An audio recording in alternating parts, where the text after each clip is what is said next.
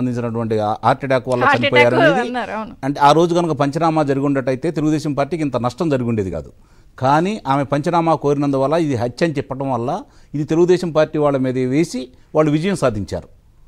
అంటే ఒక అబద్ధాన్ని ప్రజల్ని అంటే సెంటిమెంట్ని అడ్డం పెట్టుకొని ఆ రోజు బాబాయ్ గారిని తెలుగుదేశం పార్టీ వాళ్ళు హత్య చేశారని చెప్పని ఆయన లబ్ధి పొందాడు.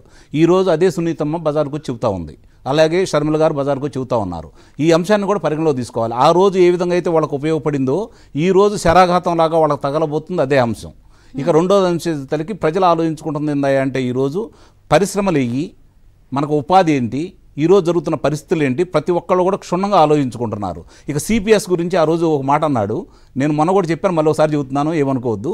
సిపిఎస్ రద్దు చేస్తాను అన్నాడు ఆయన. అంటే సి అంటే క్యాపిటల్ అమరావతి, రాజధాని రద్దు చేసేసాడు. పి అంటే పోలవరాన్ని రద్దు చేశాడు.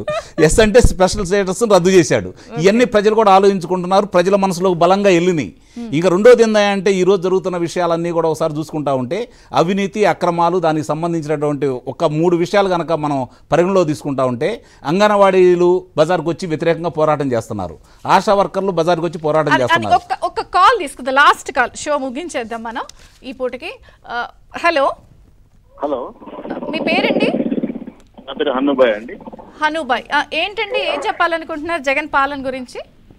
జగన్ పాలన గురించి చెప్పాలంటే చాలా ఉందండి, టైం తక్కువ ఉంటుంది కాబట్టి మీరు ఏ పాయింట్ చెప్దాం అనుకుంటున్నారు, ఎందుకు చేశారు చెప్పండి. ప్రతి ఒక్కటి ప్రొడక్షన్ డెవలప్మెంట్, తర్వాత వచ్చేసి అరాచకాలు జరుగుతూ ఉన్నాయి, విద్యా సంబంధించినటువంటి ఇచ్చిన హామీలు కానీ ఏది కానీ నెరవేర్చలేదు. కంప్లీట్ గా వ్యవస్థ అస్తవ్యస్తం అయిపోయిందండి జగన్ పాలనలో. రైట్, అంటే మీరేం చేస్తారు? నేను సోషల్ యాక్టివిస్ట్ గా చేస్తున్నానండి. Okay, right, okay, thank you. కాదు, నాకు ఇప్పటికీ అర్థం కావట్లా, వ్యవస్థ అంటున్నారు, అది అర్థమవుతుంది అయితే పబ్లిక్ కి. అదే నేను చెప్పబోతున్నానండి. ఇప్పుడు ఇంతమంది నీకు